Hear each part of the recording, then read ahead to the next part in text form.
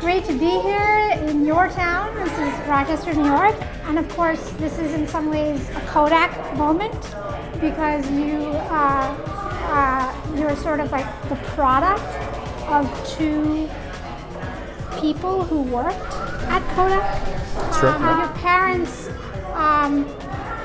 were really rooted in this community, and they lived in this community for a good bit of their lives. Their entire lives, yeah.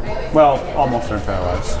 You know, it's interesting. I think that almost everybody in Rochester has some legacy to either Kodak or Xerox or something like that. Everybody who was born and raised here and lived here, in some way or another, they have someone in their family who's worked at one of those organizations. And Kodak and Xerox and Bausch & Lomb, they were such big innovators, and I think they laid a lot of the groundwork for like what this community is, both good and bad. I think that legacy really carries forward. My father worked for women's health in Kodak for most of his career. He was in, I guess, middle upper management towards the end of his career. He was in the sales division. I think in a lot of ways we are built on top of that foundation that came with Kodak, and then a lot of the universities and the education and the culture and community that was created here because of those organizations. The opinions around the town and what it means to live here and like how this compares to other places in the country have really shifted. So when I was in high school, there was a really negative general impression of the town. Like there just wasn't you didn't walk around and think about there being a real culture of people who loved Rochester, who really wanted to stay here, who wanted to be a part of it from a cultural perspective and like build it into their lives. And that's not true anymore.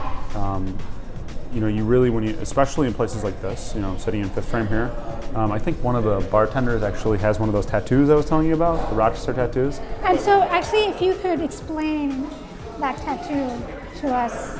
Yeah, sure. So there's the Rochester flour symbol, right? And Rochester used to be the flour city, but it's spelled for like cooking flour.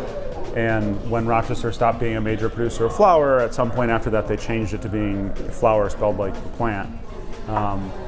And that kind of, I might get some of this history wrong, but eventually it got into the symbol for the city. So if you look at you can look at the parking meter out there, you'll see it right there.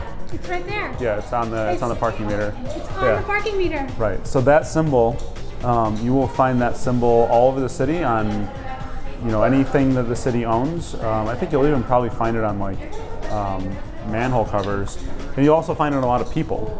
So a lot of people have that tattoo. People love being here and love the change that's happening here and love the energy in this town enough that there's a large number of people that have put it on their bodies. But I'd be willing to bet that any hip bar, one of the bartenders has it. And I think that in some way, shape, or form, the people who go to the extent of putting a civil mark on their arm most often, or on their leg, or someplace like that, I think they believe in some portion of that and they want to be part of it. You seem really passionate about this place. So everyone is passionate about their hometown, right?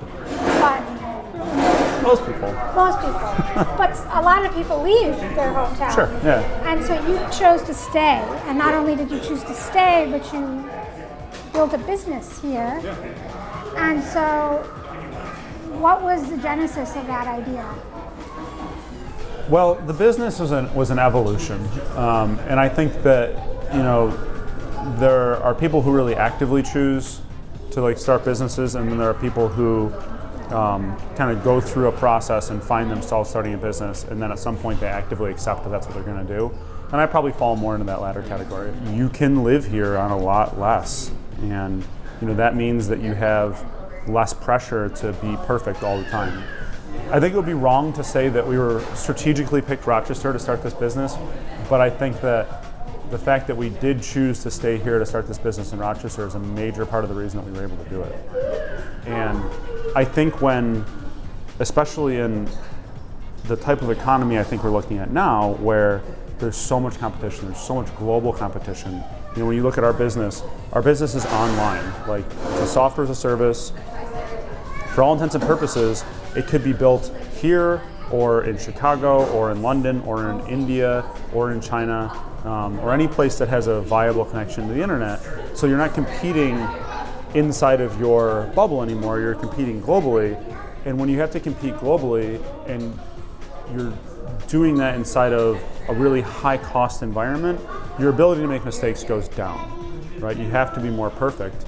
And if we had to be more perfect than we were in our process of starting this company, we would have failed. And so how do you view this question of timing, right, when you're building a business? Because it's something, of course, we think a lot about as venture capitalists. We think about, when is the right time to start a business? When is the right time to scale a business? What are the expectations one ought to have, right, in that process? And when you're operating in another market, in a new market, right, are there new considerations? Are there different considerations? So the Kodak example is an interesting one. If you really think about what Kodak was at the turn of the century, is they were more of a chemical company than they were an imaging company in a lot of ways. Now I'm sure there's people who would argue with me on that. But if you apply the question I think you're asking, which is, there was an obvious change in hindsight coming, and they didn't adapt to it fast enough, so what can we take away from that? I think the biggest thing that you probably want to look at and try to take away from that is that it's hard, to decide which swells are going to turn into waves, as they're coming at you. But I think you have to be really open to it, and when you're a market leader in a certain space, like Kodak was, and it's really obviously becoming a wave, you have to have the courage to abandon and maybe sometimes cannibalize a business that is very high margin for you if that wave is going to do it for you in the long run. Now, when I think about something that's more the scale of our business, we're more agile than Kodak, obviously. We're much smaller, but we're still not, we're not 5 guys in a garage anymore, so it does take longer to turn our ship than it used to. And I think that that's a good thing too, because if you chase everything that you think is going to become a wave, you end up really doing nothing well. And one of the things that's been really challenging for me over the course of my career, and I'm not saying I'm good at it yet, I think I've gotten better maybe, is deciding what, in terms of value, is going to be more timeless, and then how to apply that to the innovation that's happening around you. But I think that there is a process of being smart and strategic about which waves you're going to try to ride and which ones you're going to skip. And you hope you don't get it wrong.